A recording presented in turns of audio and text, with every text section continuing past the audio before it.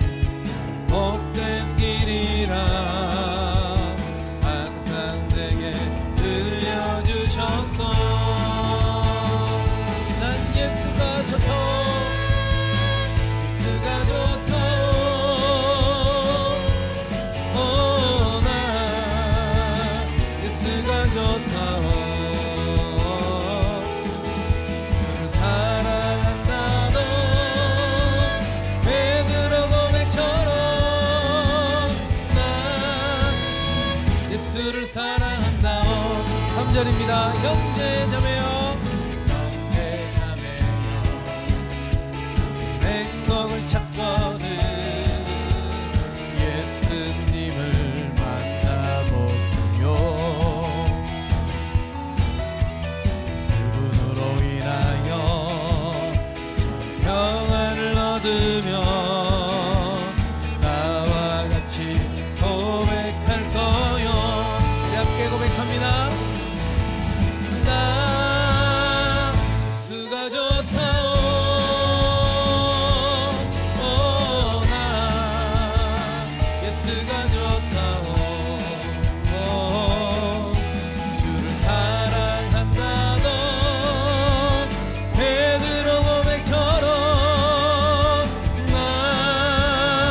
예수를 사랑한다. 난 예수가 좋다. 난 예수가 좋다.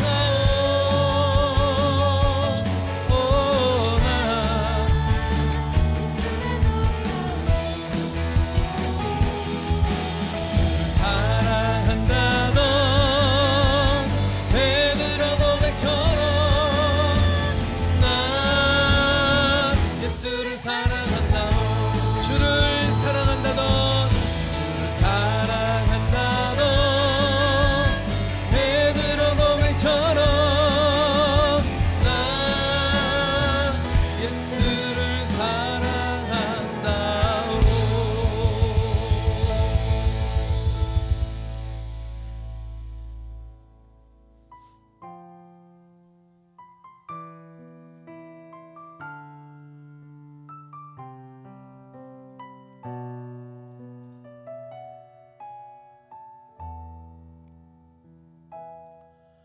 두려워 말라 너와 함께함이니 놀라지 말라 나는 내 하나님 됨이니 무서워 말라 내가 널 도와주리니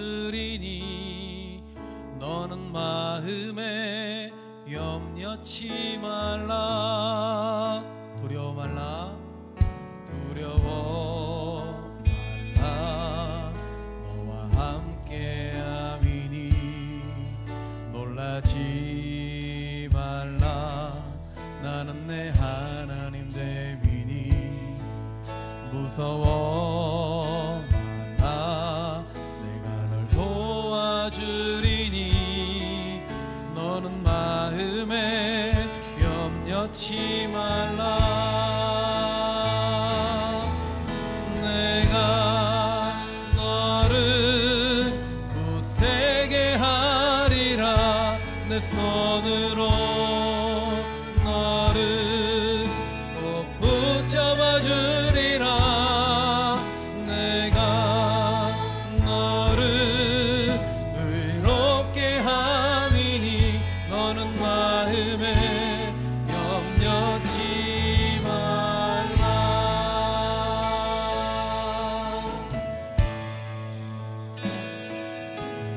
두려워 말라 너와 함께함이니 놀라지 말라 나는 내 하나님 됨이니 무서워 말라 내가 널 도와주리니 너는 마음에 염려치 말라 내가 너를 굳세게 하리라 내 손으로 너를 꼭 붙잡아 주리라 내가 너를 의롭게 함이니 너는 마음에 염려치 말라 내가 너를 굳세게 너를 굳세게 하리라 내 손으로 너를 꼭 붙잡아 주리라 내가 너를 의롭게 함이니 너는 마음에 염려치 말라 나는 너의 하나님이라 너의 하나님이라 하늘을 지은 창조주라 땅에서 사는 베푸는 자 너는 여호와니라 나의 의로움 받은 자 나의 찬송을 부르는 자 너는 두려워 말라 내가 너를 굳세게 하리라 내 손으로 너를 붙잡아 주리라 내가 너를 의롭게 함이니 너는 마음에 염려치 마 내가 너를 굳세게 하리라 너를 굳세게 하리라 내 손으로 너를 꼭 붙잡아 주리라 내가 너를 의롭게 함이니 너는 마음에 염려치 말라 두려워 말라 두려워 말라 놀라지도 말라 내가 어딜 가든지 무슨 일 만나든지 가든지 내가 함께 하리라. 두려워 말라. 놀라지도 말라. 내 너를 붙들리라. 너를 도우리라. 주님 약속한. 우리 한 번 더 고백합니다. 두려워 말라. 두려워 말라. 놀라지도 말라. 내가 어딜 가든지 무슨 일 만나든지 내가 함께 하리라. 두려워 말라. 놀라지도 말라. 내 너를 붙들리라. 너를 도우리라. 주님 약속하셨네.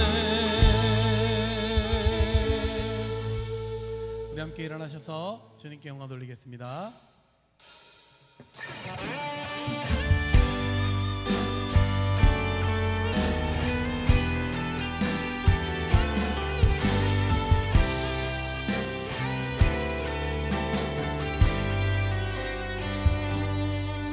내 눈 주의 영광을 보네. 우리 가운데 계신 주님 그 빛난 영광 온 하늘 덮고 그 찬송 온 땅 가득해. 내 눈 주의 영광을 보네. 찬송 가운데 서신 주님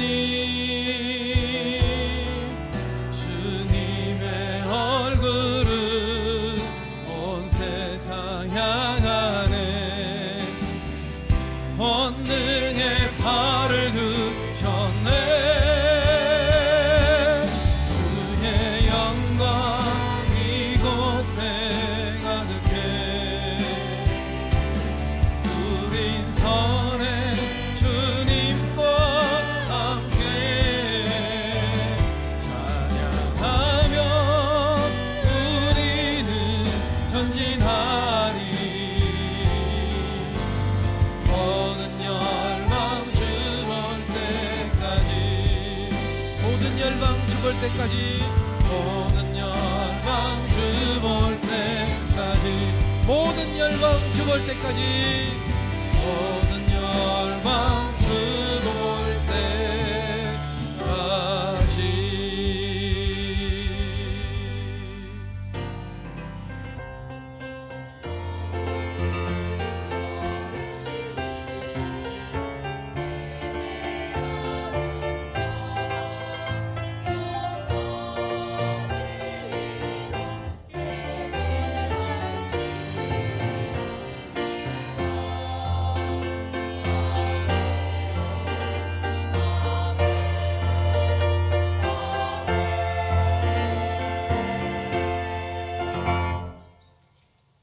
아버지께 참되게 예배하는 자들은 영과 진리로 예배할 때가 오나니 곧 이때라.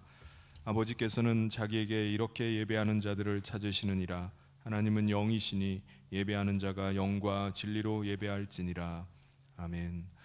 사랑이 많으신 하나님 아버지, 하나님의 긍휼하심과 인자하심으로 죄로 인해 죽을 수밖에 없는 우리 인생을 이 세상 가운데서 구원하여 주시고 거룩한 하나님의 백성 삼아 주시고 오늘 예배자로 이 예배의 자리에 저희를 불러주심을 감사를 드립니다. 영과 진리로 하나님을 이 시간 예배하오니 이 예배를 기뻐 받아 주시옵소서. 예배를 통해서 하나님의 살아계신 그 영광을 보는 이 시간 되게 하여 주시옵소서.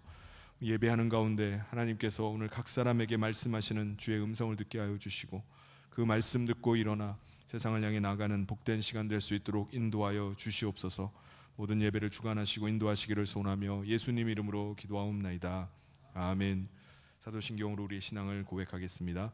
전능하사 천지를 만드신 하나님 아버지를 내가 믿사오며 그 외아들 우리 주 예수 그리스도를 믿사오니 이는 성령으로 잉태하사 동정녀 마리아에게 나시고 본디오 빌라도에게 고난을 받으사 십자가에 못 박혀 죽으시고 장사한 지 사흘 만에 죽은 자 가운데서 다시 살아나시며 하늘에 오르사 전능하신 하나님 우편에 앉아 계시다가 저리로서 산자와 죽은 자를 심판하러 오시리라. 성령을 믿사오며 거룩한 공회와 성도가 서로 교통하는 것과 죄를 사하여 주시는 것과 몸이 다히 사는 것과 영원히 사는 것을 믿사옵나이다. 아멘. 모두 자리에 앉으셔서 다 같이 찬송 44장 함께 하겠습니다.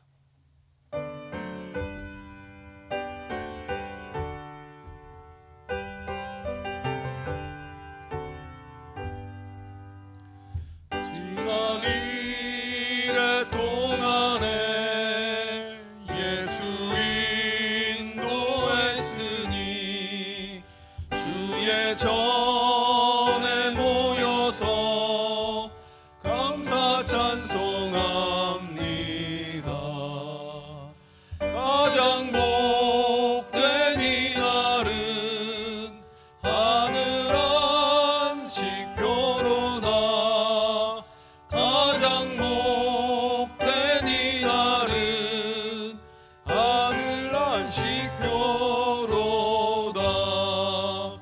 주의 공로 힘입어 은혜 주심 빌때에 화목하게 하시고 죄를 벗겨 주소서. 세상 걱정 버리고 은혜 받게 하소서. 세상 걱정 버리고 은혜 받게 하소서. 하나님의 이름은 찬송하러 왔으니 모임 중에 계시고 영광 나타내소서. 기쁜 하늘 잔치에 참여하게 하소서. 기쁜 하늘 잔치에 참여하게 하소서.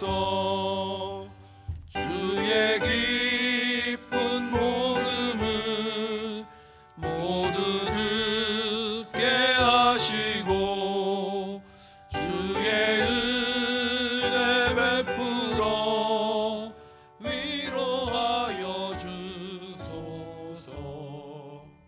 주님 오실 때까지 이날 지키리로다. 주님 오실 때까지 이날 지키리로다.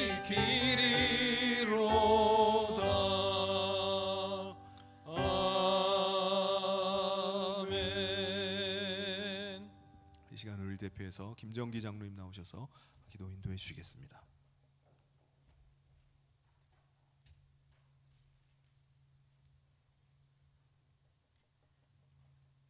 거룩하신 하나님 아버지 감사합니다. 저희들을 불러주셔서 하나님 앞에 이렇게 나와 기도와 찬양과 예배로 하나님께 올려드림을 정말 감사드리며 하나님께서 우리들을 이 시간 다 받아주시고 좀 탕자가 하나님 앞에 돌아올 때에 그 아버지가 받아주셨듯이 우리들의 모든 모습을 주님께서 다 받아주시기를 원합니다. 하나님, 이 시간 엎드린 주의 사랑하는 자녀들에게 은혜를 더하시고 크신 긍휼을 베풀어 주시옵소서. 이제 우리의 마음속에 있는 모든 소원과 우리 마음속에 있는 모든 바라는 바들이 하나님 앞에 기도와 찬양을 올려드릴 때에 하나님께서 그것을 받아주시고 우리들에게 참된 은혜와 위로를 허락하여 주시옵소서. 특별히 이 시간 하나님 앞에 나와 엎드릴 모든 자녀들에게 어려움과 고난과 환난이 있는 가운데 있는 주님의 사랑하는 자녀들을 특별히 보호하시고 그들의 마음속에 있는 어려움과 슬픔과 걱정을 하나님께서 이 시간 다 물리쳐 주시고 해결해 주시고 하나님께서 이 시간 모든 그런 것들을 다 뒤로 한 채 정말 감사와 기쁨으로 하나님 앞에 찬양하고 예배할 수 있도록 도와주시옵소서. 이 시간 나오지 못한 주의 자녀들을 기억하여 주시고 그들의 이름들을 하나하나 불러주시고 그들이 어느 곳에 있든지 하나님을 사랑함으로 예배하는 곳에 있게 하시고 하나님을 더욱더 사랑하는 자들이 될 수 있도록 도와주시옵소서. 특별히 온라인으로 예배드리는 자들에게 은혜를 다하시고 병중에 있는 주님의 사랑하는 자녀들을 기억하여 주시옵소서. 그들의 몸에 주님께서 친히 안수하시고 치료의 강선을 부어주셔서 이제 그 자리를 털고 일어나 하나님 앞에 나와 예배할 수 있도록 도와주시옵소서. 가정에 어려운 주님의 자녀들을 기억하시고 가정의 모든 문제들이 하나님 안에서 성령 안에서 해결되며 하나님 앞에 기쁨으로 나올 수 있도록 도와주시옵소서. 주님께서 모든 자녀들의 사업도 하나님께서 함께 하시고 사업이 번창하고 사업이 더욱더 크게 일어나서 하나님 앞에 물질과 또 모든 영적으로 하나님 앞에 드리며 영광을 돌릴 수 있는 자녀들 되게 도와주시옵소서. 특별히 하나님께서 이 시간 이곳까지 하나님께서 우리를 지켜주시고 인도하신 주님, 우리 성령교회를 주님께서 굽어 살펴주시고 우리 성령교회가 이 지역의 구원의 방주로서의 사명을 감당하게 하시고 구원의 통로가 되어 이 지역의 많은 자들을 주님 앞에 오게 하사 그리고 죽어가는 영혼들을 살릴 수 있는 정말 믿음의 교회가 될 수 있도록 도와주시옵소서. 시간 말씀을 전하실 백성기 목사님을 붙들어 주시고 그의 설교를 통해서 하나님 말씀이 선포될 때에 하나님의 세미한 음성을 들을 수 있는 영적 귀가 열리게 돌아주시고 그 말씀을 우리 영혼에 받아들여서 그 말씀으로 우리의 몸이 살아나며 영혼이 살아나며 또 몸이 질병이 깨끗하게 해결되고 정신적인 고통이 다 해결될 수 있는 은혜의 시간이 되게 도와주시고 주님의 기사와 이적이 우리 성령교회에서 일어나게 도와주시옵소서. 성령으로 충만케 하시고 하나님께서 우리 교회를 부흥케 하셔서 이 지역뿐만 아니라 세계를 향하여 열방을 향하여 선교할 수 있는 교회가 되게 도와주시옵소서. 하나님 이 시간 회에 나가서 선교하는 주님의 사랑하는 종들을 기억하여 주시옵시고 특별히 미얀마 개혁신학교를 주님께서 기억하여 주셔서 미얀마의 복음화와 미얀마의 주님의 나라가 확장되는데 미얀마 개혁신학교가 크게 쓰임받을 수 있도록 도와주시옵소서. 이 시간 이 예배를 돕는 모든 교역자와 봉사자들에게 은혜를 다하시고 그들의 모든 수고와 노력이 하나님 앞에 상달되며 하나님께서 기뻐 받으시는 아름다운 헌신이 되게 도와주시옵소서. 찬양하는 성가들 주님께서 붙들어 주시고 그들의 찬양이 진리와 영으로 하나님 앞에 찬양하며 하나님의 기쁨이 되는 찬양이 되게 도와주시고 그들의 찬양할 때 그들도 하나님 앞에 축복받는 시간 되게 도와주시옵소서. 감사와 찬양을 드리며 예수님 이름으로 기도하옵나이다.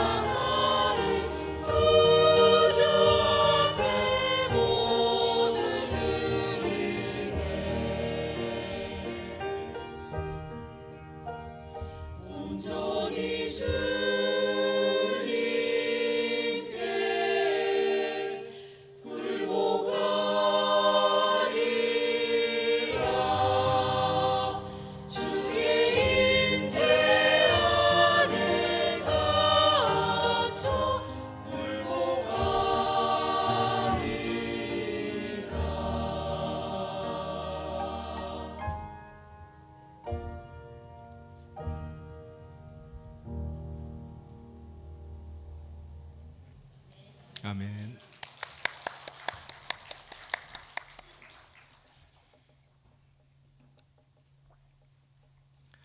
하나님께서 오늘 우리에게 주신 말씀은 사사기 10장 1절부터 18절까지 말씀입니다. 제가 봉독하겠습니다. 아비멜렉의 뒤를 이어서 이사갈 사람 도도의 손자 부하의 아들 돌라가 일어나서 이스라엘을 구원하니라. 그 에브라임 산지 3일에 거주하면서 이스라엘의 사사가 된 지 23년 만에 죽음에 3일에 장사되었더라. 그 후에 길르앗 사람 야일이 일어나서 22년 동안 이스라엘의 사사가 되니라. 그에게 아들 30명이 있어 어린 낙이 30을 탔고 성읍 30을 가졌는데 그 성읍들은 길르앗 땅에 있고 오늘까지 하봇 야일이라 부르더라. 야일이 죽음에 가몬에 장사되었더라. 이스라엘 자손이 다시 여호와의 목전에 악을 행하여 바알들과 아스타롯과 아람의 신들과 시돈의 신들과 모압의 신들과 암몬 자손의 신들과 블레셋 사람들의 신들을 섬기고 여호와를 버리고 그를 섬기지 아니하므로 여호와께서 이스라엘에게 진노하사 블레셋 사람들의 손과 암몬 자손의 손에 그들을 파심해 그의 그들이 요단강 저쪽 길르앗에 있는 아모리 족속의 땅에 있는 모든 이스라엘 자손을 쳤으며 18배 동안 억압하였더라. 암몬 자손이 또 요단을 건너서 유다와 베냐민과 에브라임 족속과 싸움으로 이스라엘의 곤고가 심하였더라. 이스라엘 자손이 여호와께 부르짖어 이르되 우리가 우리 하나님을 버리고 바알들을 섬김으로 주께 범죄하였나이다 하니 여호와께서 이스라엘 자손에게 이르시되 내가 애굽 사람과 아모리 사람과 암몬 자손과 블레셋 사람에게서 너희를 구원하지 아니하였느냐. 또 시돈 사람과 아말렉 사람과 마온 사람이 너희를 압제할 때 너희가 내게 부르짖음으로 내가 너희를 그들의 손에서 구원하였거늘 너희가 나를 버리고 다른 신들을 섬기니 그러므로 내가 다시는 너희를 구원하지 아니하리라. 가서 너희가 택한 신들에게 부르짖어 너희의 환난 때에 그들이 너희를 구원하게 하라 하신지라. 이스라엘 자손이 여호와께 여쭈되 우리가 범죄하였사오니 주께서 보시기에 좋은 대로 우리에게 행하시려니와 오직 주께 구하옵나니 오늘 우리를 건져내옵소서 하고 자기 가운데에서 이방 신들을 제하여 버리고 여호와를 섬김에 여호와께서 이스라엘의 곤고로 말미암아 마음에 근심하시니라. 그때 암몬 자손이 모여서 길르앗에 지인을 쳤으므로 이스라엘 자손도 모여서 미스바에 지인을 치고 길르앗 백성과 방백들이 서로 이르되 누가 먼저 나가서 암몬 자손과 싸움을 시작하랴. 그가 길르앗 모든 주민의 머리가 되리라 하니라. 아멘. 할렐루야. 네, 반갑습니다. 우리 주변에 있는 분들과 반갑게 인사 나눴으면 좋겠습니다. 주님의 이름으로 사랑하고 축복합니다. 여러분 기드온의 아들이었던 멜렉 이후에 이스라엘 백성들의 마음이 굉장히 많이 바뀌었습니다. 아비멜렉이 기드온의 아들로 자기 아버지처럼 왕과 같은 그런 지위, 그런 권력을 누리기 위해서 온갖 편법과 불법을 저질렀어요. 어떤 일이 있었죠? 자기 배다른 형제들 70명을 학살하는 아주 끔찍한 만행을 저지릅니다. 그래서 그런 일을 했음에도 불구하고 그가 기드온의 뒤를 이어서 왕과 같은 그 자리에 올랐던 것입니다. 그리고 3년이나 그 자리를 계속 지켰어요. 그러니까 사람들이 이 아비멜렉이라는 사람을 보면서 이렇게 생각하는 겁니다. 야, 결국 승리자는 아비멜렉이구나. 나도 아비멜렉처럼 살아야지 되는구나 라는 것이 그들에게 학습이 돼버린 겁니다. 그래서 아비멜렉 이후에 사람들의 마음이요 하나님에게서 완전히 멀어져 버립니다. 모든 상황에 있어서 기준이 하나님의 말씀이 기준이 아니라 자신들의 생각과 판단이 기준이 돼버린 거예요. 여러분 하나님께서 기드온과 300명의 그 용사들로 하여금 13만 5천 명이나 되는 미디안 군대를 무찌르게 하신 대승을 거두게 하신 이유가 뭐죠? 그들로 하여금 이스라엘 백성들이 그 다음부터 하나님을 구하라는 거예요. 하나님 앞에서 살아가라는 것입니다. 그러면 하나님께서 그들과 함께 하시고 그들이 싸울 때 하나님께서 대신 싸우시겠다는 겁니다. 그걸 보여주시기 위해서 하나님이 말도 안 되는 전쟁 가운데 그들을 승리하게 하신 겁니다. 그런데 다른 이방 민족도 아니고 같은 이스라엘 백성, 그 아비멜렉이 통치하는 3년을 지나면서 이스라엘 백성들의 마음이 완전히 다 하나님을 떠나버린 겁니다. 이스라엘 백성들 마음 중심에 하나님이 계시질 않는 거예요. 하나님을 더 이상 고려하지 않고 완전히 무시하게 됩니다. 이제는 자기가 왕이 되어서 자기의 생각, 자기의 판단, 자기의 결정에 따라서 살아가는 거예요. 그게 이스라엘 백성들의 아비멜렉 이후에 바뀐 마음이었습니다. 오늘 우리는 어떻습니까? 우리는 하나님의 부르심을 받고 거룩한 하나님의 백성이 되었습니다. 거룩한 하나님이 백성이 되었다면 우리가 세상 사람과 다른 점이 뭐죠? 이 세상 가운데서 우리가 하나님의 뜻을 구하면서 사는 사람이 된 거예요. 하나님의 뜻대로 내가 살겠습니다 라고 결단한 사람이 하나님의 백성으로 부르심 받은 사람들입니다. 세상 사람들은 다 각자 자기의 뜻을 따라 살아가요. 자기가 생각하고 자기가 판단한 대로 자기 길을 가면서 살아갑니다. 그런데 우리는 하나님의 백성으로 살기로 결단한 사람들이기 때문에 하나님의 뜻을 붙잡고 살아가요. 사람들이 가지 않는 좁은 길이라 할지라도 그 길을 가는 겁니다. 사랑하는 성도 여러분, 우리는 세상 사람들과 다르게 생각하고 또 세상 사람들과 다르게 산다는 것에 대해서 부끄러워하지 마시길 바랍니다. 그것 때문에 나는 왜 이렇게 살아야 되나, 무슨 피해를 당하고 사는 것처럼 괴로워하지 마시길 바랍니다. 우리는 그리스도께서 가신 그 길을 따라 사는 것입니다. 진리를 따라 사는 거예요. 하기 싫은 걸 막 억지로 그냥 어떻게 코가 깨어가지고 그냥 괴로워도 참으면서 살자, 그렇게 끌려가면서 신앙생활하는 것이 결코 아닙니다. 우리는 우리가 가는 이 길이 얼마나 영광스러운 길인지를 알고 갈 수 있기를 바랍니다. 왜냐하면 우리가 가는 이 길은 예수님께서 이 땅에 오셨을 때 이미 가셨던 그 길이기 때문이에요. 지금도 예수님이 우리 안에서 우리와 함께 그 길을 가고 계신 줄 믿습니다. 그래서 우리가 주님의 길을 따라가는 길이 부끄러운 길도 아니고 억지로 끌려가는 길도 아님을 알고 믿음으로 담대하게 나갈 수 있기를 주님의 이름으로 축원합니다. 여러분, 사사가 어떤 사람입니까? 사사는요, 이게 어떤 직분은 아니에요. 당시에 하나님의 뜻을 분별하는 사람, 분별하고 그 뜻을 따라서 하는 사람이 사사였습니다. 그러니까 자신이 살고 있는 이 시대를 분별하는 사람이에요. 그래서 그 시대 속에서 하나님의 뜻을 붙잡고 그 뜻대로 사는 사람, 그 사람이 사사입니다. 그런데 사사라고 해서 모든 걸 다 알고 모든 걸 다 분별하나요? 그렇지 않습니다. 왜냐하면 당시에 하나님의 뜻을 어떻게 분별하죠? 하나님이 택하신 그 사람에게 하나님의 영을 부어주십니다. 그래서 그로 하여금 하나님의 뜻을 알고 그 시대를 분별하고 그 뜻대로 살도록 하신 거예요. 그런데 하나님께서 그 사람에게 계속해서 하나님의 뜻을 분별하고 하나님의 뜻대로 살게 하느냐, 그게 아니라 하나님께서 쓰시고자 하실 때 그때만 하나님의 영을 부어주셔서 그로 하여금 하나님의 뜻을 분별하고 그 뜻대로 사는 것입니다. 그런데 아비멜렉 이후에 사람들이 다 하나님의 뜻을 버리고 하나님을 떠나서 자기가 왕 되어서 살아가기 시작하는 거예요. 근데 그 가운데에서 우리가 이대로 살면 안 됩니다. 우리는 하나님의 뜻을 분별하고 왕 되신 하나님을 모시고 하나님을 섬기면서 하나님을 따라서 살아야 됩니다 라고 외친 사사가 나타났어요. 그 사람이 누구죠? 10장 1절을 우리 같이 한번 읽어보겠습니다. 시작. 아비멜렉의 뒤를 이어서 이사갈 사람 도도의 손자 부하의 아들 돌라가 일어나서 이스라엘을 구원하니라. 그가 에브라임 산지 3일에 거주하면서.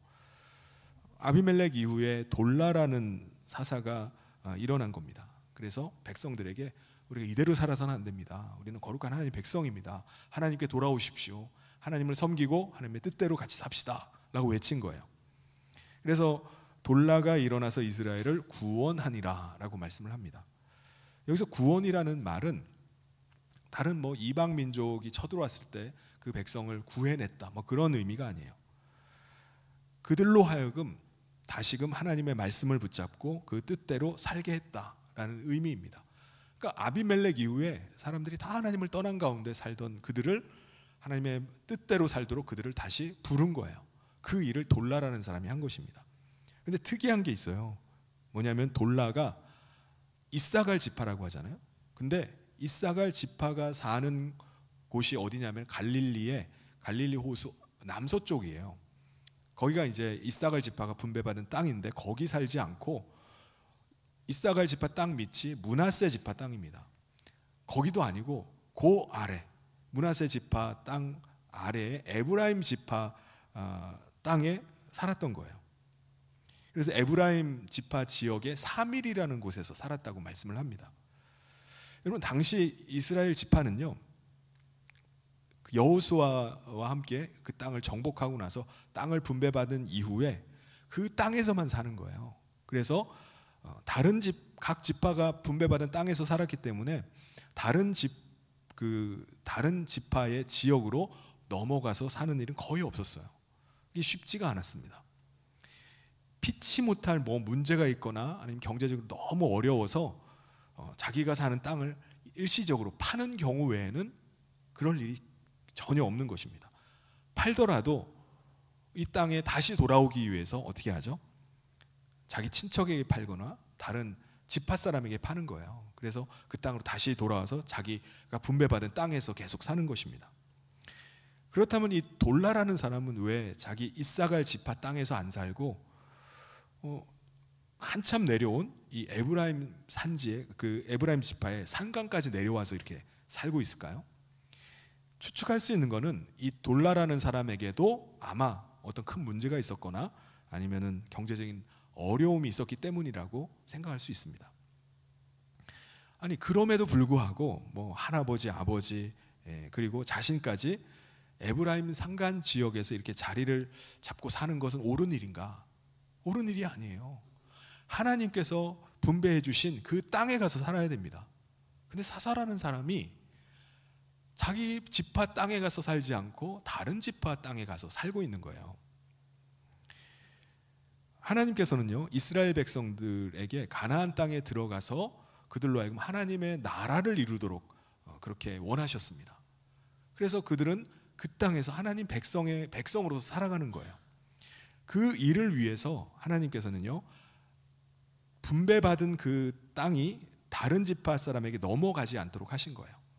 어떤 한 사람이나 어떤 지파가 야금야금 남의 지파나 땅을 다 차지해버리면 어떻게 합니까? 그래서 하나님께서 이것을 막기 위해서 그것을 다른 지파에게 그 분배받은 땅이 넘어가지 않는 걸 막는 장치로 희년이라는 제도와 그리고 고엘이라는 것을 만드셨습니다. 희년이라는 말은 어떤 사람이 경제적인 어려움이나 문제로 인해서 자기 땅을 다른 사람에게 팔았다 할지라도 파는 일이 있다 할지라도 50년이 되면은 그 사람에게 다시 돌려주게 하는 제도입니다. 이게 이 50년이 희년이에요. 그래서 50년이 지나면 자신에게 다시 그 땅이 돌아오는 것입니다. 그리고 고엘이라는 제도는 이제 50년이 굉장히 길잖아요. 그러니까 50년이 다 되지 않더라도 그 사람의 친척 중에서라도 그 사람을 대신해서 돈을 지불해서 그 땅을 다시 사가지고 돌려주는 겁니다. 그 땅을 다시 찾아오게 해주는 게 이게 고엘이라는 제도예요. 예를 들면은 보아스가 이제 나오미의 집안에 그 기업을 물을 자가 되어줍니다. 물론 자기가 1순위자는 아니었어요. 그런데 1순위자가 거부를 하면서 자기가 그 집에 기업을 물을 자가 되어줍니다. 그래서 땅도 다시 찾게 해주고 그리고 그 룻과 결혼을 해서 그 대를 이어주게 합니다. 친척이라고 해서 이게 다 모두가 강제적으로 의무적으로 해야 되는 건 아니에요. 고엘이란 제도를 통해서 하나님께서는 이제 특정 지파나 개인이 이 땅을 하나님께서 분배해 주신 땅을 막 독과점하지 않도록 그렇게 막으신 겁니다. 그래서 하나님의 백성이라면은 어차피 자기가 아무리 많은 땅을 다 차지한다 할지라도 50년이 지나면 돌려줘야 돼요. 그렇게 할 필요가 없는 거예요. 욕심을 내 가지고 막 닥치는 대로 막 땅을 막 사들여 가지고 저희 땅을 이렇게 넓혀 놓을 일이 없는 겁니다. 그리고 자신도 어려움이 생길 수 있잖아요. 어려움이 생기면은 자신의 친척들이 자기를 도와주는 거예요. 고엘이라는 제도를 통해서 자기를 구제를 해주는 겁니다. 그러니까 자기가 그런 도움을 받으면 자기도 다른 사람을 돕는 거예요. 그래서 이 일들을 통해서 하나님의 백성들이 서로 돕고 또 섬기면서 하나님의 백성으로 살 수 있도록 이렇게 하나님께서 그 장치를 마련해 놨던 것입니다. 그렇다면 돌라는 왜 이런 것이 있는데도 불구하고 자기 지파야 이사갈 지파 땅으로 돌아가지 않고 계속 여기 에브라임 산간 지방에 머물러 살았을까요? 아직 희년이 돌아오지 않았기 때문일 수도 있고 또 그를 도와서 고해를 해줄 만한 친척이 없기 때문일 수도 있어요. 그런데 그가 언제까지 거기 살죠? 에브라임 산간에 죽을 때까지 삽니다. 그래서 그가 에브라임 산간지대에 있는 사밀에서 죽었다라고 말씀을 합니다. 우리 10장 2절을 우리 같이 한번 읽어보겠습니다. 시작. 이스라엘의 사사가 된 지 23년 만에 죽음에 사밀에 장사되었더라. 이건 뭘 의미하죠? 사사라고 해서 다 하나님의 뜻을 알고 그 하나님의 뜻대로 살았던 것은 아니라는 거예요. 그는 마땅히 자기 지파의 땅으로 가서 그 땅을 지키고 살아야 되는데 그렇게 살지 않고 그냥 에브라임에 눌러 살았던 것입니다. 돌라가 아비멜렉 이후에 하나님을 버리고 하나님을 떠난 그 백성들을 하나님께 다시 돌아오게 하고 하나님의 백성으로 살게 한 것은 맞아요. 사사로서의 큰 역할을 한 것입니다. 그런데 시간이 지나면서 이 돌라라는 이 사사 자신도 하나님의 뜻을 놓쳐버리고 산 것입니다. 하나님께서 너가 분배받은 땅으로 가라 라고 하시는데도 그는 가지를 않는 거예요. 그냥 자기가 편한 자리, 자기에게 익숙한 자리를 그냥 고집하면서 에브라임 산간지방 사밀에 그냥 계속 살았던 것입니다. 오늘 우리는 과거의 이 사사시대의 이 사사와는 달리 하나님의 영이 잠깐 임해가지고 잠깐 하나님의 뜻을 알게 하시는 것이 아닙니다. 우리 안에는 하나님의 영이 내주하시는 거예요. 그렇기 때문에 우리는 언제나 우리의 왕이신 그리스도를 모시고 그의 음성을 듣고 살아가는 겁니다. 그러니까 우리가 왕이신 주님의 음성에 귀를 기울여야 돼요. 내 자신의 뜻을 내세우고 내가 생각하는, 내가 판단하는 내 주장을 그냥 고수하는 것이 아니라 하나님이 기뻐하시는 뜻이 뭔가 그 뜻을 구하면서 사는 겁니다. 그럴 때 우리가 이 세상 가운데서 거룩한 하나님 나라 백성의 삶을 살아갈 수가 있는 것입니다. 여러분, 돌라가 사사로 다스리는 23년 동안은 이스라엘 땅이 아주 평온했어요. 그런데 사사 본인조차도 이사갈 사람임에도 불구하고 이사갈 땅으로 돌아가지 않고 에브라임 땅에 눌러 살았던 것입니다. 그러니까 하나님의 뜻을 가르치고 하나님 그 사람들 앞에 본을 먼저 보여야 될 사람이 이런 삶을 살면은 백성들의 삶은 어땠겠습니까? 겉으로 보면 아주 평안해요. 이스라엘 땅이 백성들이 아무 일도 없이 아주 그냥 평안하게 사는 것 같습니다. 23년이 겉으로 보면은 평온한 시간이지만 이 내면을 들여다보면요 달라요. 하나님을 무시하고 하나님의 뜻과 상관없이 그냥 살아가는 것입니다. 돌라가 그런 삶을 사니까 백성들의 삶은 말할 것도 없죠. 사사라고 하면서 하나님의 뜻을 무시하고 그냥 그 땅에 눌러 사는 거예요. 에브라임 사람들처럼 그냥 사는 것입니다. 이 당시에 이 시대를 분별하고 다시금 우리가 하나님께 돌아가야 된다라고 주장하는 사람이 일어났어요. 그 사람이 누구죠? 10장 3절 우리 같이 한번 읽어보겠습니다. 시작. 그 후에 길르앗 사람 야일이 일어나서 22년 동안 이스라엘의 사사가 되니라. 바로 길르앗 사람 야일이라는 사람이 일어나서 사사가 되었다고 말씀합니다. 그는 이스라엘 백성들을 깨우기 시작하는 거예요. 우리가 각자 자기 주장대로 살아서는 안 됩니다. 자기 생각대로 사는 게 아니라 우리는 거룩한 하나님의 백성이기 때문에 하나님의 뜻을 붙잡고 그 뜻대로 우리는 살아가야 됩니다 라고 외친 것입니다. 그런데 여러분, 우리가 다른 사람 가르치는 거는 쉬워요. 말만 하면 되니까. 근데 그 가르침대로 사는 거, 이건 쉬운 일이 아닙니다. 우리가 다른 사람은 잘 가르치지만 자기 자신은 못 가르칠 때가 많아요. 애들한테는 막 이거 해라 저거 해라 하는데 엄마는, 아빠는 왜 말씀하신 대로 안 하냐고 이렇게 그런 지적을 받을 때도 있어요. 그런데 자기도 믿지 않고 자기도 그렇게 살지 않는데 사사라고 해가지고 다른 사람에게 계속 그렇게 살아야 됩니다, 하나님의 뜻은 이겁니다 라고 하는 게 이게 말이 됩니까? 만약에 자기도 믿지 않고 자기도 그렇게 살지 않으면서 계속 다른 사람이 그렇게 살아야 됩니다 라고 가르치면 이거 뭐죠? 사기를 치고 있거나 아니면 이중인격자인 겁니다. 목사 중에도 하나님의 창조를 믿지 않으면서 창조주 하나님을 가르치고 설교한다면 이게 말이 되겠습니까? 근데 이런 게, 이게 두려운 일이 뭡니까? 하나님의 심판이 있다는 거예요. 자기는 믿지도 않으면서 떠들고 사람들이 가르치고 다 할 수 있어요. 근데 마지막에는 거기에 대한 책임을 하나님이 물으신다는 겁니다. 야고보서 3장 1절을 우리 같이 한번 읽겠습니다. 시작. 내 형제들아, 너희는 선생된 우리가 더 큰 심판을 받을 줄 알고 선생이 많이 되지 말라. 선생이 가르치는 사람이잖아요. 자기도 지키지 않고 자기도 믿지 않고 하면서 그냥 입만 가르치는 사람, 말로만 가르치는 사람, 거기에 대한 심판이 있다는 거예요. 가르친다면 자기도 그걸 믿고 그대로 살아야 된다는 것입니다. 근데 이렇게 변명할 수는 있을 거예요. 나는 비록 가르친 대로 못 살더라도 그래도 백성들에게 이렇게 살아야 되는 거 아닙니까? 이렇게 사는 게 옳은 거 아닙니까? 라고 가르치진 않았습니까? 하나님의 뜻이 뭔지는 알려주진 않았습니까? 그건 잘한 일 아닌가요? 라고 이렇게 변명을 할 수 있을지 몰라요. 그런데 여러분, 가르치는 자가 자기도 그렇게 살지 못하면서 백성들에게 가르치면 백성들이 모를까요? 백성들이 바보입니까? 다 알아요. 제가 말로만 그렇게 하고 있다면 다 압니다. 결국 백성들도 그렇게 가르치는 사람 앞에서만 그렇게 하는 것처럼 할 수 있어요. 다른 사람 앞에서만 그 가르침대로 사는 것처럼 살 수가 있는 겁니다. 그러므로 백성들이나 가르치는 사람들이 다 그렇게 살아가는 거예요. 사람들 앞에서만 그렇게 사는 겁니다. 백성들을 그렇게 만들었으니까 그렇게 살게 만든 잘못을 심판받는 겁니다. 네. 그렇다면 야일은 구체적으로 어떻게 살았을까요?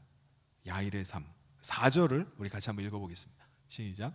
그에게 아들 30명이 있어 어린 낙이 30을 탔고 성읍 30을 가졌는데 그 성읍들은 길르앗 땅에 있고 오늘까지 하봇 야일이라 부르더라. 여러분, 사사가 하는 일 중에 아주 큰 일이 있습니다. 이것은 백성들 사이에서 많은 일들이 일어날 거 아니에요.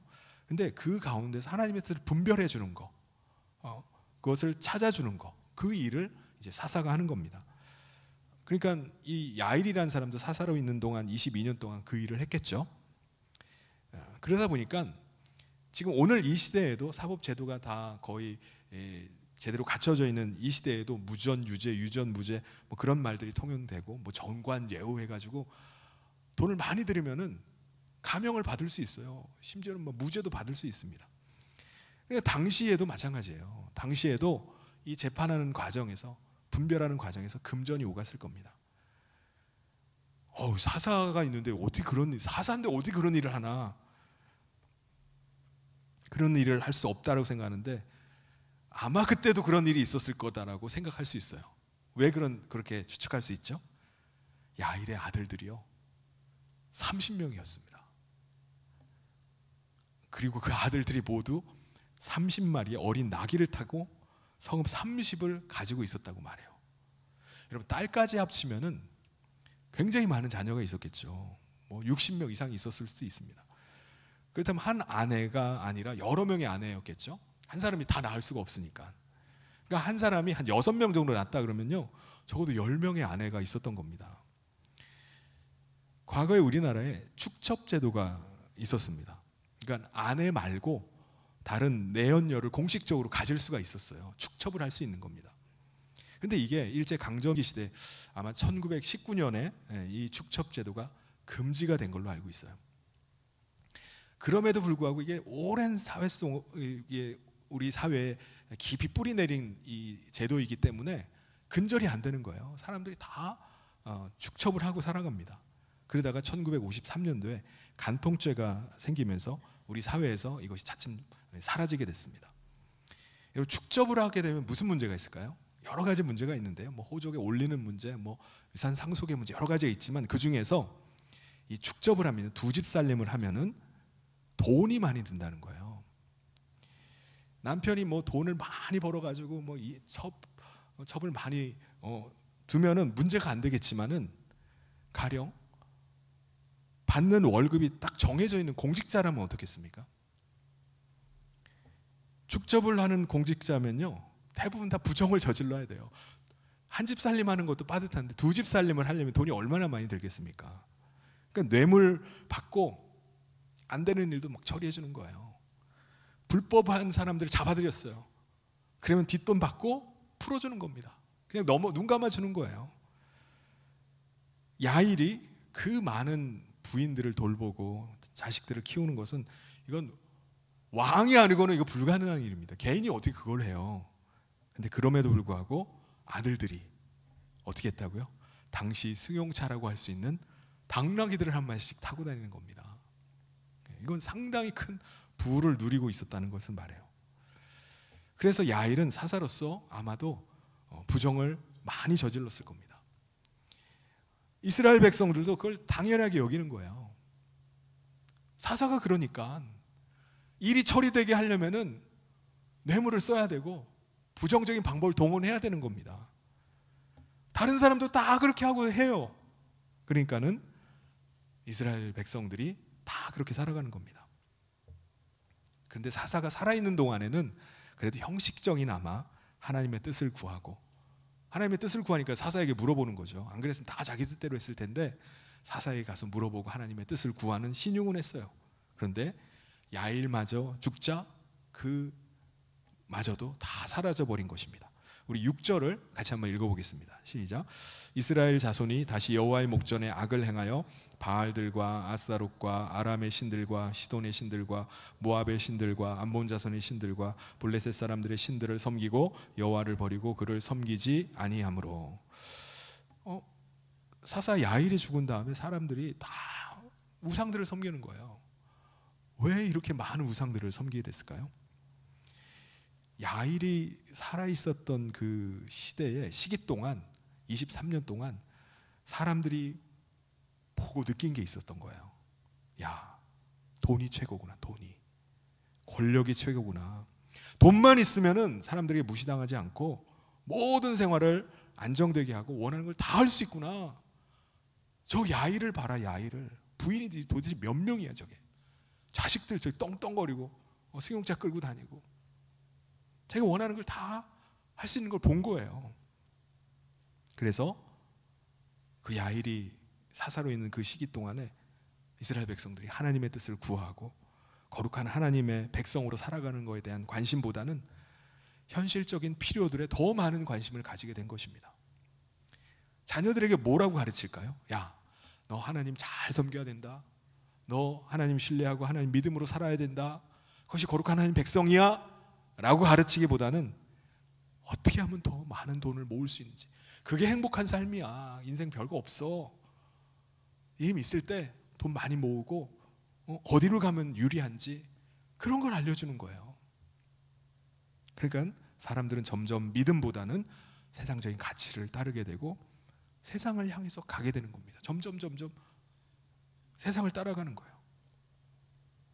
자신에게 물질적인 복을 줄 수 있는 우상이라면은 하나만 섬기면 그 우상에게 복받는 것보다 있는 대로 다 섬기면 얼마나 좋습니까? 그러니까 다 갖다 섬기는 거예요. 여기 7개의 우상을 얘기했는데 7개 우상만이 아닙니다. 섬길 수 있는 우상은 다 갖다 섬겼던 겁니다. 우리 7절을 같이 한번 읽어보겠습니다. 죄송합니다. 7절을 같이 한번 읽어보겠습니다. 시작. 여호와께서 이스라엘에게 진노하사 블레셋 사람들의 손과 암몬 자손의 손에 그들을 파시매. 하나님께서는 하나님을 떠나버리고 하나님을 섬기지 않는 이스라엘 백성들을 향해서 분노하셨어요. 그래서 블레셋과 암몬 사람들의 손에 그들을 넘기셨습니다. 특별히 요단 건너편에 땅을 차지하고 있던 아모리 족속 땅을 차지하고 있던 길르앗 족속 같은 경우는 많은 고통을 당했어요. 이방 땅에 요단강 너머에 있으니까, 동편 땅에 있으니까 이방인들 땅에 사는 거예요. 그들 몰아내고 그 땅에 살다 보니까 계속 공격을 받는 것입니다. 그리고 암몬 사람들은 어떻게 하냐면 요단강을 건너기까지 해요. 건너서 에브라임과 베냐민과 유다 지방까지 계속 공격을 합니다. 근데 공격을 하면은 그냥 농사 지은 거, 추수해 놓은 거 그거 약탈해 가는 게 아니라 그 성에 들어가 가지고 성에다 불을 질러요. 사람들의 집을 불태워 버리고 사람들을 막 죽이기까지 하는 것입니다. 이스라엘 백성들은 완전히 죽을 맛이죠. 농사 졌다 하면은 다 쓸어가고 그냥 고분이 가만히 가져만 가는 게 아니라 막 불태워 버리고 죽여 버리니까 이게 진짜 죽을 맛입니다. 그들은 이방 민족이 지금 암몬 족속이 쳐들어오는데도 대항 한번 하지 못하고 계속 당하기만 하는 거예요. 그게 18년이었습니다. 야일 이후에 18년 동안을 그 고통을 당하는 거예요. 이스라엘 백성들이 18년 동안 가만히 그냥 넋놓고 있었겠습니까? 자기가 섬기는 우상에게 구했겠죠. 부르짖는 거예요. 살려달라고. 근데 아무리 부르짖고 아무리 호소를 해도, 의지를 해도 아무 소용이 없는 겁니다. 이스라엘 백성들이 그 18년의 그 고통의 시간을 보내면서 그들이 비로소 깨달기 시작해요. 아, 우리가 붙잡고 의지했던 우상 아무것도 아니구나. 아무 도움이 안 되는구나. 우상들이 뭡니까? 자기들이 다 손으로 깎아 만들고 두드려 만들고 금붙이 쇳물 구워 부어서 만든 것들 아닙니까? 그게 신이라고 하면서 섬기고 있었던 거예요. 넘어지면 그냥 넘어진 채로 자기 스스로 일어나지도 못하고 한 발자국도 걸어다니지 못하는, 귀가 있어도 듣지 못하고 눈이 있어도 보지 못하는 그냥 목석이에요. 그때서 비로소 그들은 과거에 우리를 도우시고 함께 하셨던 분이 하나님이라는 사실을 기억해냅니다. 그래서 그들이 하나님 앞에 회개하기 시작해요. 부르짖기 시작합니다. 울부짖는 거예요. 우리 10절을 같이 한번 읽어보겠습니다. 시작.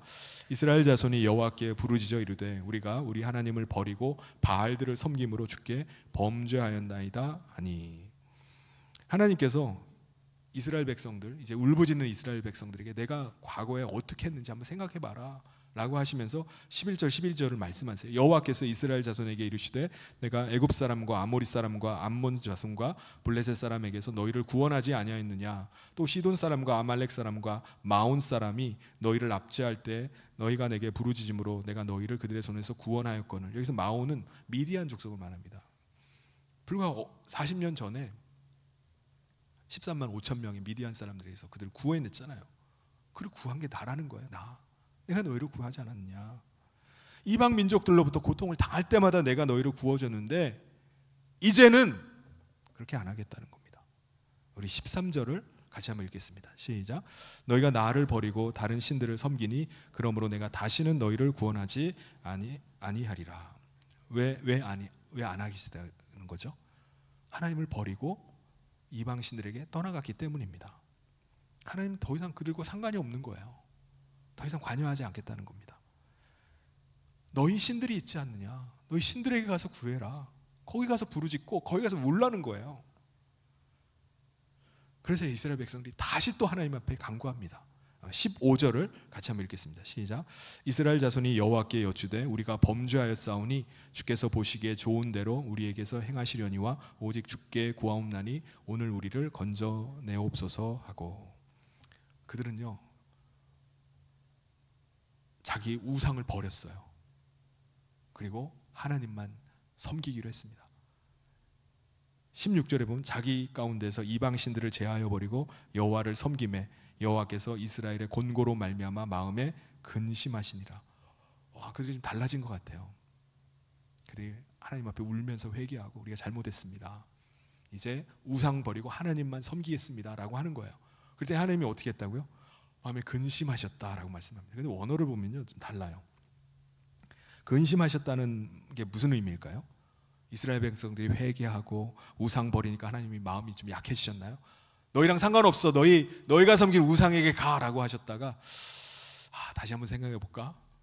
하나님의 좀 다시 긍휼히 여기신 건가요? 그 의미입니까? 아닙니다. 그 반대예요. 하나님께서 지금 근심하셨다는 말은 지금 이스라엘 백성들의 행위를 참을 수가 없게 됐다는 거예요. 하나님께서는요, 그들이 왜 울고 있는지, 그들의 울음의 의미가 뭔지를 아세요. 그들이 지금 부르짖어서 막 회개하는데 그 의미를 아시는 거예요. 왜 그들이 부르짖고 있는지, 목이 터져라 외치고 있는지, 자기들이 그렇게 신이라고 하면서 섬기던 우상 다 내던져버린 이유를 아시는 거예요. 왜 그런 거죠? 지금 이렇게라도 안 하면은 지금 당장 이 고통을 벗어날 수가 없기 때문이에요. 지금 이 고통스러운 현실을 벗어나고 싶기 때문에 그들이 부르짖는 거예요. 우상 던져버린 겁니다. 그들이 진짜 하나님께 돌아왔기 때문이 아니에요. 그들이 진짜 하나님을 왕으로 모셨기 때문이 아닙니다. 그냥 살고 싶어서, 지금 고통스러워서, 피하고 싶어서. 그래서 하나님께서 그것을 아시고 그들에게 모욕을 느끼셨던 겁니다. 완전히 하나님을 모욕하는 거예요. 그러면 그들이 진짜 하나님께 돌아오지 않은 걸 어떻게 알죠? 그 다음에 보면 알 수가 있습니다. 암몬 자손이요, 다시 길르앗에 진을 쳤습니다. 쳐들어온 거죠. 그래서 이스라엘 백성들이 어떻게 하죠? 거기에 대항을 해가지고 이제는 당하고만 있지 않겠다, 우리도 모여 해가지고 군대를 모집을 해서 미스바에다가 진을 쳤다고 말씀합니다. 이 미스바라는 말의 뜻은요, 전망대란 뜻이에요. 그러니까는 거기서 이제 진을 치면서 그 길르앗의 그 진영 군대들을 보았겠죠. 암몬 자손을 보았을 것입니다. 그래서 이스라엘 백성들과 방백들이 그 암몬 자손을 보고서 뭐라고 이제 얘기를 나누죠? 18절 마지막 절을 우리 같이 한번 읽어보겠습니다. 시작. 길르앗 백성과 방백들이 서로 이르되 누가 먼저 나가서 암몬 자손과 싸움을 시작하랴. 그가 길르앗 모든 주민의 머리가 되리라 하니라. 그들 중에 어느 누구도 하나님의 뜻을 구하고 그리고 하나님의 도우심을 구하는 사람이 없어요. 그들이 지금 의논하고 있는 게 뭐죠? 야, 누가 먼저 가서 싸울까? 싸움을 시작할 사람이 있으면, 시작하는 사람이 있으면 우리가 그 사람을 우리의 통치자로 삼겠다, 우리의 왕으로 삼겠다는 거예요. 이게 하나님을 떠난 백성들의 현실입니다. 하나님 앞에 눈물로 막 회개하고 우상을 버려도요, 하나님을 신뢰하지 않는다면 그 사람은 돌아온 사람이 아니에요. 여전히 자기가 왕되어서 자기 생각과 자기 판단에 따라서 사는 사람입니다. 하나님께서는요, 그런 사람이 흘리는 눈물을 보시고 그들의 부르짖음을 들으시고 모욕감을 느끼시는 거예요. 모욕을 당하시는 겁니다. 사랑하는 성도 여러분, 우리는 이 세상에서 건짐을 받아서 하나님께 다시 돌아온 사람들입니다. 우리 이 땅에 살고 있지만 거룩한 하나님의 백성이 되어서 사는 사람들이에요. 우리는 하나님의 뜻을 분별하고 하나님의 인도하심을 받아서 나는 살겠다라고 결단한 사람들입니다. 이 세상 사람들이 가는 길과는 전혀 다른 길을 가고 있는 거예요. 그 길 가운데 어려움이 있고 시련이 있다 할지라도 우리는 하나님을 신뢰하면서 가는 겁니다. 하나님 신뢰하면서 그 길을 갈 수 있기를 바랍니다. 나는 지금 진리를 따라서 진리의 길을 가고 있다, 그 믿음으로 그 길을 갈 수 있기를 바랍니다. 하나님의 신실하심처럼 하나님 앞에서 우리가 신실하게 살아갈 때 하나님도 우리를 신실하게 대하실 줄 믿습니다. 하나님을 필요에 따라서 그냥 우상으로 이용해 먹고 하나님을 급할 때만, 하나님 지금 급해요, 지금 급할 때만 찾는 게 아니라 하나님을 우리 마음 가운데 모시고 왕 대신 그분의 뜻을 구하고 쫓아서 나갈 수 있기를 바랍니다.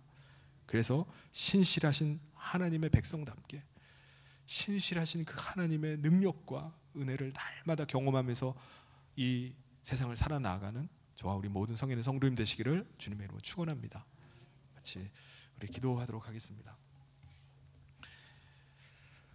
하나님 아버지 감사합니다. 오늘 우리를 거룩한 하나님의 백성 불러주셔서 이 땅에서 믿음으로 하나님의 거룩한 백성의 삶을 살게 하심을 감사합니다.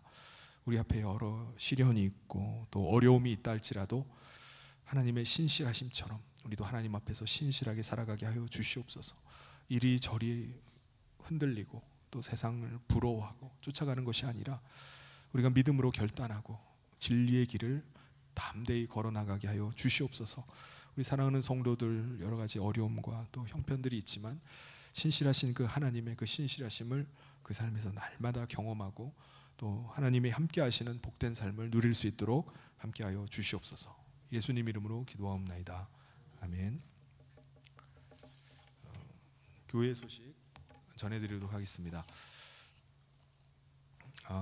우리 성역교회 처음 나오신 여러분을 주님의 이름으로 환영하고 축복합니다. 새가족실에서 함께 인사를 나누고 가시길 바랍니다. 그리고 블레싱 축제가 11월 17일 우리 추수감사주일에 있는데 여러분 지난주에 우리가 1차 작정했고요. 이제 10월 20일에 한 번 더 작정을 하도록 하겠습니다.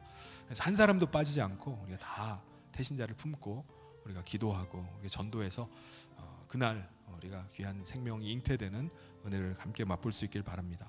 이번 주는 목요일이 개천절이어서 우리 사랑의 전도되는 하루를 쉬도록 하겠습니다. 그리고 10월 13일에 우리 세례식이 있습니다. 세례 받기를 원하시는 분들은 주보를 참고하셔서 교육 받고 그리고 함께 참여해 주시기를 바랍니다.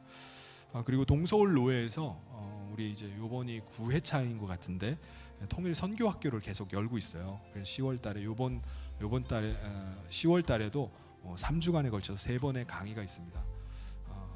통일을 바라보면서 우리가 함께 기도하는 귀한 시간들인데요. 요번에도 이 북한에 대해서 아주 잘 아시는 우리 교수님들과 또 특별히 리설주랑 같이 그 평양예술단인가 거기서 같이 했던 탈북자가 있어요. 그분 아주 관증이 되게 은혜스럽다고 하는데 그분의 또 간증 순서도 있습니다. 그래서 여러분의 많은 참여를 바랍니다. 참여하려면은 지원을 해야 돼요. 그래서 3번을 참석하시고 다 참석하신 분들은 수료증도 이렇게 나눠줍니다. 수료식도 있어요. 그래서 여러분의 관심 부탁드립니다. 전교인 가을 소풍이 10월 9일 날 날짜가 잡혔습니다. 금액 회비는 참고해 주시고요. 주보를 참고해 주시고 그리고 장소는 요번에 포천에 있는 허브 아일랜드로 갑니다. 아마 기억이 나시는 분들도 계실 거예요. 한 10년 전쯤에 가셨던 것 같아요. 그때 전교인들 아이들 해가지고 굉장히 많이 가서 아주 즐거운 시간을 가졌었는데 이번에 다시 가고자 합니다. 공휴일이니까 우리 직장 다니신 분들 또 아이들 있는 분들도 같이 참여를 부탁드립니다. 그리고 우리 차량을 준비해야 되니까 우리 전도사님이나 우리 교육자들께 목자님들이나 꼭 얘기를 해주시기 바랍니다. 그래서 차량을 준비하도록 하겠습니다. 그리고 오늘 2부 예배 후에 선교부 모임이 있겠습니다. 그리고 이번 주는 10월 4일이 첫 번째 금요일이기 때문에 금양료 기도하겠습니다. 여러분 기억하시고 많은 참석 바랍니다. 그리고 교우동종으로 우리 이종길 성도님, 고태영 권사님 둘째 아들 동현 형제가 10월 5일 10월 5일이면 이번 주인가요? 다음 주 10월 5일 날 11시에 삼성역에 있는 데일리 더 베일리 하우스에서 결혼식을 합니다. 교회에서 축하하기 위해서 10시 30분에 출발합니다. 함께 가실 분들은 교회로 오시고 바로 삼성역 바로 위에 있어요. 그래서 직접 가실 분은 바로 가시길 바랍니다. 그리고 교역자 동정으로 우리 추승호 강도사님께서 오늘부로 사임을 하시게 되셨어요. 그래서 우리 추승호 강사님 오늘 이 시간에 잠깐 인사하도록 하겠습니다. 그동안 우리 또 청년부를 맡아서 섬겨주셨는데 그동안 수고 많으셨고 또 감사의 마음을 담아서 같이 박수하도록 하겠습니다.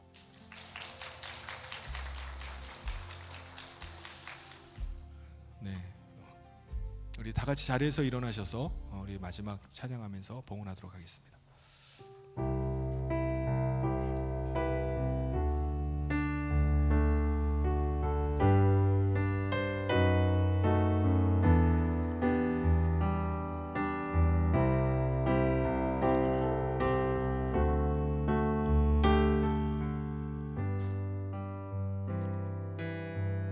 우리의 마음을 담아서 고백하겠습니다.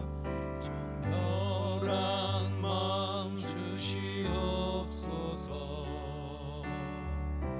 오 주님, 정직한 영을 새롭게 하소서. 정결한 마음 주시옵소서. 정결한 마음 주시옵소서. 오 주님, 정직한 영을 새롭게 하소서.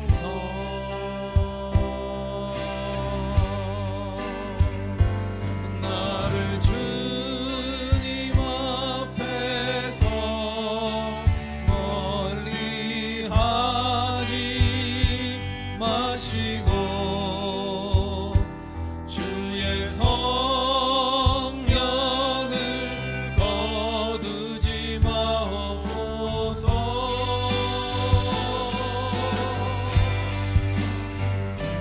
그 구원의 기쁨 다시 회복시키시며 변치 않는 마 내 안에 주소서.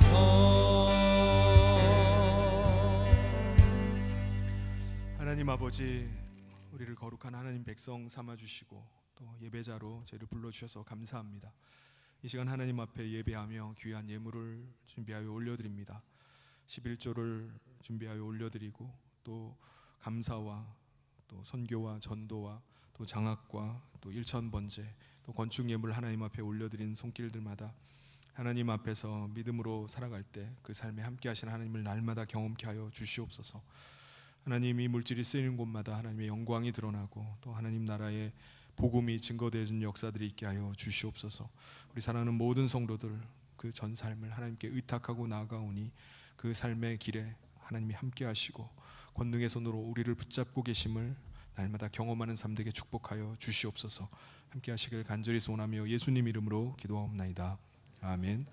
지금은 우리 주 예수 그리스도의 은혜와 하나님 아버지의 사랑하심과 성령님의 감동 교통 위로 축복하심이 하나님을 왕으로 모시고 거룩한 하나님 백성 되어 주님이 가신 그 길을 따라 살아가기로 다짐하며 나아가는 우리 사랑하는 모든 성도들 위에 지금부터 영원토록 함께 있을지어다.